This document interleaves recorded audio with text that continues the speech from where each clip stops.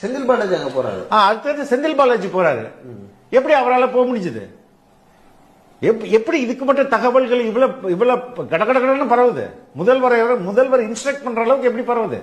பண்ணி யூனியன் போட முடியுமாங்க? ரெண்டாவது, இவ்வளவு கிரௌட்ல இருந்து இவ்வளவு பேர் டக்குன்னு எப்படி அங்க போக முடியும்? இதுவும் இதெல்லாம் நம்மளோட கேள்விகள். ரெண்டாவது, எப்படி டப்புன்னு மினிஸ்டருக்கு தகவல் தெரிஞ்சு அவர் வர முடியும்? அப்போ இதுக்கு பின்னாடி இது எப்படி இந்த தகவல்கள் இவ்வளவு வேகமா பரவுது?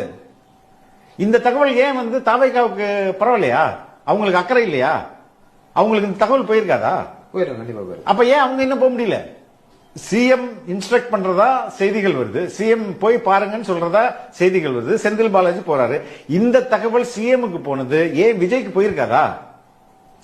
டைரக்டா செந்தில் பாலாஜி பாத்துருக்கலாமா? அதான் இதுங்க அப்படி ஒரு சம்பவம் நடக்குதுன்னா செந்தில் பாலாஜி நிறைய போய் பார்க்க போறேன்.